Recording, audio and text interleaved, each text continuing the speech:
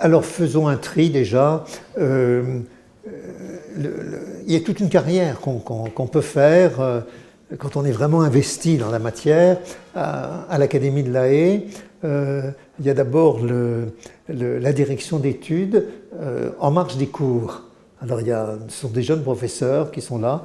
Et moi il y en avait un pour les francophones et un pour les anglophones. Et j'étais en binôme avec quelqu'un que je ne connaissais pas, mais qui est devenu mon ami, et sa femme aussi.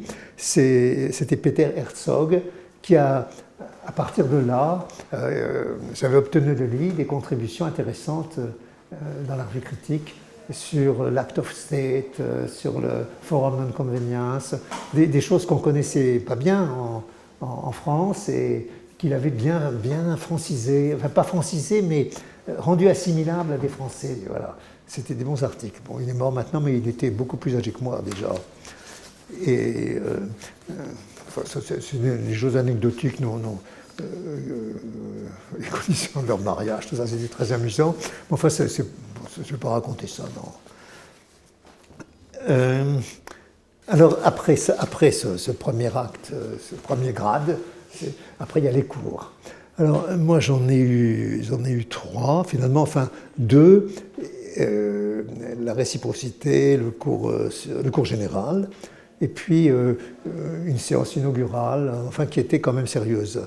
Et alors, je laisse tomber la réciprocité. Je ne suis pas content rétrospectivement de ce cours, non pas sur ce que j'avais voulu démontrer, et ça, sur ce point-là, je n'ai pas varié, c'est que à l'époque, il y avait des gens qui pensaient qu'on pouvait surordonner le jeu de la règle de conflit de droit et l'application de la loi étrangère à la réciprocité. Et ça, bon. Mais je n'ai pas été très original en faisant un cours contre ça, parce qu'il y avait quand même des gens sérieux qui étaient de cet avis-là, tous. Bon, alors, donc c'était un cours qui était, quand je le reprends, c'est pas très bon. Et alors, le cours général, alors là c'était quand même un autre travail de préparation.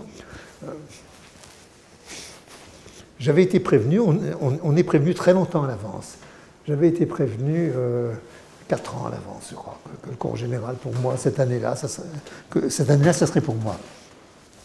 Alors j'ai vraiment beaucoup travaillé, j'ai consacré 4 années de DEA à différents aspects, au principe de souveraineté, autonomie de l'avant, enfin voilà. Et puis j'ai rassemblé tout ça pour faire le cours.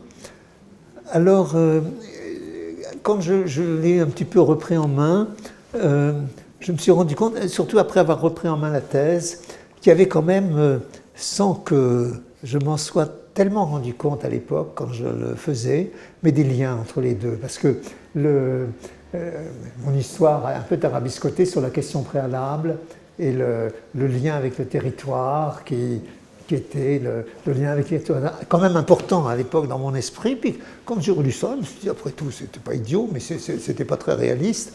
Bon, avec le rattachement de la question préalable éventuellement à la loi étrangère, c'était quand même la construction d'un lien de proximité, d'une certaine façon. Enfin, de proximité négative. Et alors, j'ai essayé de préciser tous les cas où ce que j'ai appelé le principe de proximité s'est appliqué.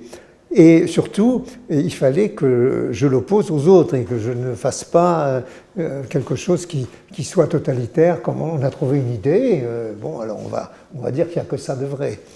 Alors, j'ai pas fait ça par concession, j'ai fait ça pour un travail scientifique, pour montrer la place de ça. Et alors c'est comme ça que j'ai fait une place quand même importante que je pouvais difficilement éviter avec les lois de police qui étaient en plein battage à ce moment-là, au principe de souveraineté. J'ai fait aussi une grande place au principe de l'autonomie de la volonté, et puis aux lois matérielles de droit international. Non, tout ça, je m'en suis débarrassé, on peut dire, dans un premier chapitre, mais qui est très important pour comprendre la place du principe de proximité. Et alors, je l'ai repris après pour les conflits de loi, pour et je suis tout à fait convaincu de ce principe de proximité, à ceci près qu'il faut le corriger avec par le principe de reconnaissance, aujourd'hui, je dirais. Mais ce à quoi j'avais attaché beaucoup d'importance dans le cours, c'était les clauses d'exception qui apparaissaient à cette époque-là, qui commençaient à apparaître. Alors, j'en ai... D'abord, le modèle de clause d'exception, c'est la loi suisse. La loi suisse, quand même. Le droit désigné par la présente loi n'est exceptionnellement pas applicable si, au regard de l'ensemble des circonstances, il est manifeste que la cause n'a qu'un lien très large avec ce droit et qu'elle se trouve dans une relation beaucoup plus étroite avec un autre droit. Ça, c'est parfait comme rédaction de la clause d'exception, mais la loi, elle a été votée en 87 seulement. Mon cours, il est de 86. Mais il y avait déjà le projet, qui était à peu près identique. Un autre numéro d'article, mais c'était la même chose. Donc, c'était déjà... comment est-ce qu'on dit maintenant dans les... Enfin, c'était déjà dans le circuit. Et il y avait des lois spéciales dont j'avais fait la recherche, qui admettaient des clauses d'exception. Alors, voilà, je trouvais que c'était bien, et ça, pour moi, ça expliquait aussi l'ordre public, je ne reviens pas, parce que c'était plus maintenant le raisonnement pour la question préalable, mais c'était quand même une notion de liens étroits. Il fallait, à mon avis, il y a un ordre public de proximité, et c'est très important. Et alors maintenant, je vois que c'est très attaqué, l'ordre public de proximité. Alors, il y a quand même toutes ces clauses. Il ne faut pas abuser non plus des clauses d'exception. Et ça, c'était le drame de la Convention de La Haye sur les successions. Si vous reprenez l'article 1er de cette convention, ou l'article 2, enfin, je ne sais pas, l'article où on donne les règles, c'est inapplicable. Et on comprend que ça n'a pas été ratifié. Et c'est tout à fait dommage, parce que toutes les règles qu'on a reprises sur les droits de l'État, sur les comourants, sur des tas de choses importantes quand même dans le droit des successions, même si les comourants, c'est pas toujours, mais les droits de l'État, ça c'est important. Voilà, c'était déjà à La Haye, on avait vu ça, mais voilà. Et les Anglais, c'est encore de l'anecdote, mais celui qui avait fait ça, qui représentait l'Angleterre, je l'ai revu après, 10 ans ou 20 ans plus tard, et je lui ai dit quand même, cette loi sur les successions que vous avez massacrée. Il m'a dit oui, on est allé fort, je ne connaissais pas grand-chose encore à la question. Bon, enfin, on l'a remplacé avantageusement par le règlement. Alors, dans le cours, vous voyez un peu l'essentiel du cours de La Haye sur la proximité. J'avais quand même divisé, je crois, il y avait la proximité dans les conflits de loi, ce qu'a très bien expliqué dans sa thèse ensuite Nathalie Joubert. Et puis, il y avait la proximité aussi dans les conflits de juridiction. Et ça, c'est assez intéressant parce que on a tendance à ouvrir beaucoup les juridictions qui peuvent être saisies. Et déjà, les clauses d'élection de fort. Alors, on se demande quelquefois, est-ce qu'il ne faudrait pas qu'il y ait quand même un lien entre le litige qui apparaît et le tribunal, le pays du tribunal qui est saisi. Voilà. Alors là, il y a une étude qui est faite, qui date maintenant, évidemment, de 40 ans bientôt. Mais enfin, voilà, c'était ça le fond de mes pensées. Et voilà, ça, maintenant, on n'a plus beaucoup de temps, puis c'est passé, voilà. Mais c'est à disposition. Les étudiants peuvent le trouver s'ils en ont envie. Et puis la reconnaissance ensuite. Alors la reconnaissance, c'est l'histoire par rapport à moi de la reconnaissance, c'est qu'à un moment, quand Van Loon, qui est un ami depuis l'époque, dirigeait la conférence de La Haye, il s'est rendu compte qu'ils étaient un peu à bout de souffle pour les sujets de convention. Et il avait écrit à ceux qu'il considérait comme les amis de la conférence, dont j'ai été très fier d'être, est-ce que vous auriez des idées? Voilà. Alors, j'avais réfléchi un peu et je lui avais dit que finalement, on arrivait dans les dernières conventions qui avaient été faites, on arrivait à des solutions très compliquées sur les conflits de loi, et que c'était de nature à décourager les tribunaux et à rendre très difficile leur application, et puis peut-être aussi à décourager les États de vouloir rengager des travaux, renvoyer des délégués, contribuer à financer tout ça, et que peut-être on pourrait s'orienter vers autre chose.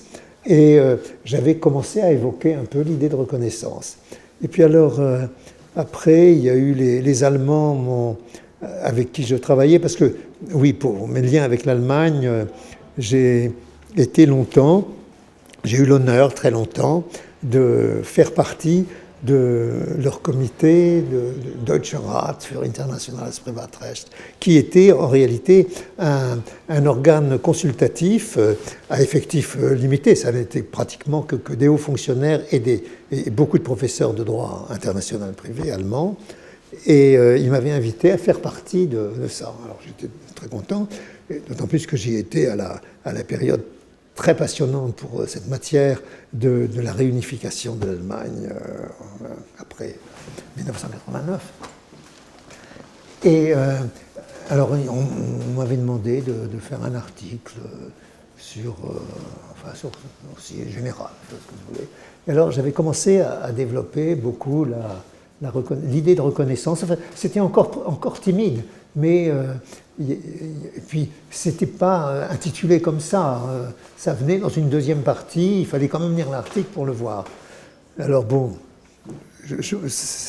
j'entendais quand même de temps en temps des échos d'Allemands d'ailleurs dont beaucoup n'étaient pas d'accord. Et j'ai repris ce sujet dans les mélanges pour Hélène Talon. Je voulais lui faire un bel article et j'ai appelé ça la reconnaissance mode d'emploi. Ça, c'était un petit lien avec la vie mode d'emploi. Voilà, que j'avais un livre magnifique. Et là, j'étais entré beaucoup plus dans les détails. Et alors, j'ai repris ça, alors d'une façon encore un peu différente, dans la leçon inaugurale du 2014, ça fait déjà 10 ans bientôt. Et mon idée de base, c'est que la distinction fondamentale du droit international privé, c'est pas un conflit de loi, un conflit de juridiction, c'est la création des droits et leur efficacité. Alors là, je retrouve la thèse avec l'ordre public et l'ordre public atténué. Et autant je voudrais cantonner les conflits de loi, parce que je ne veux pas non plus renier tout ce que j'avais fait quand même comme travail depuis 30 ans ou 40 ans, je voulais les cantonner sur la création des situations juridiques. C'est vrai qu'on va marier des gens en France, il faut quand même qu'on a le droit de dire selon quelle loi quand c'est une situation internationale. Mais quand il s'agit de tirer les conséquences d'un mariage ou d'un mariage, ou d'une filiation, d'une reconnaissance de filiation, surtout dans le droit de la famille que ça se présente. Et de reconnaissance d'une filiation, c'est très important quand même. Parce qu'il faut quand même se rappeler, c'est une parenthèse, mais importante, c'est l'état de notre droit civil. Moi, quand j'ai commencé mon droit, quand j'ai fait ma licence en droit, les filiations naturelles pouvaient être reconnues, mais dans des conditions très drastiques. La recherche de paternité naturelle, quand on va maintenant, il y a 80% des enfants naissent en mariage quand même, de couples tout à fait unis, mais C'est comme ça. Alors ça, c'était soumis à des conditions, les 5 conditions de l'article 340 de l'époque. Ça a peut-être changé de numéro, non, je ne crois pas. Enfin, maintenant, il y a pratiquement plus de conditions. Et la filiation adultérée, il n'en était pas question. À un moment, en 1955, on a introduit dans le droit civil français l'action alimentaire. J'ai vu les gens à la vieille école qui dressaient les bras, qui levaient les bras au ciel, mon Dieu, où allons-nous? Et c'était l'action alimentaire pour les enfants adultérins. Ben, les pauvres, ils n'avaient rien, hein. Ils n'avaient pas de droit de succession, ils n'avaient pas de filiation établie. Alors cette action alimentaire, c'était un peu entre deux, c'était bâtard. Enfin bon, alors Jean Foyer, il a liquidé tout ça, hein, heureusement après. Enfin voilà, il y avait quand même un droit civil qui était tellement arriéré à cette époque. Et je vous dis, Jean Foyer, c'est quand même la loi, elle est de 1972 sur la filiation, si je ne me trompe. Hein. Je ne me souviens plus très bien, mais je crois. Hein. Quand même, hein. C'est déjà la fin du XXe siècle. Alors, pour la reconnaissance, là, à l'époque où je me situe, donc au début, au milieu du siècle dernier, il n'était pas question d'avoir une reconnaissance sans contrôle des conditions dans lesquelles la situation avait été créée.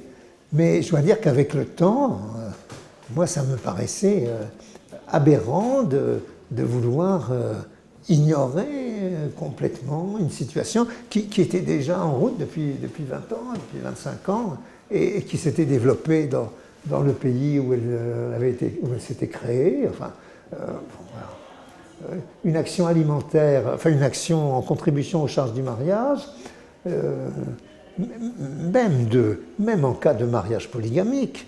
Mariage polygamique, je ne trouve pas que ce soit une institution parfaite, hein, loin de là, et qu'on ne célèbre pas de mariage polygamique en France, je comprends très bien, création de la situation, mais quand il a été créé là-bas, qu'il a fonctionné, que le mari a quand même une obligation d'entretien aussi, refuser à la femme de demander quand le mari est en France, enfin de quoi, au nom de quoi? Parce que c'est pas le mariage, là c'est l'ordre public, mais bon, bien parce que c'est une loi différente. Pour les filiations, c'est la même chose.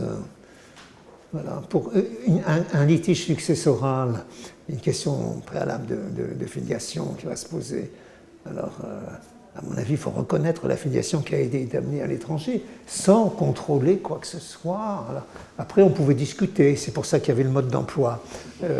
On pouvait discuter de ce qu'il fallait exiger un lien entre la loi qui avait été appliquée et le pays dans lequel la situation avait pris naissance. C'est des choses qui peuvent se discuter, mais encore à mon avis, il fallait de plus en plus supprimer, sauf la fraude à la loi quand on fabrique. Mais la fraude à la loi, c'est pas d'aller dans un pays pour rendre la loi applicable. À mon avis, c'est une facilité qu'on se crée, mais la fraude, c'est de fabriquer des faux documents pour... voilà, ça, d'accord, ça va pas. Voilà, alors c'est un peu ça, la reconnaissance de la situation, et j'y crois profondément maintenant. Alors, vous voyez, ça rend un petit peu caduque ce que j'avais pu dire dans le cours, et puis peut-être ailleurs, dans telle ou telle note ou article sur l'ordre public de proximité, en ce sens que, à défaut de proximité, l'ordre public pouvait à ce moment-là réagir pleinement. Et là, je n'en suis plus pas sûr du tout. Maintenant, je n'en suis pas sûr du tout.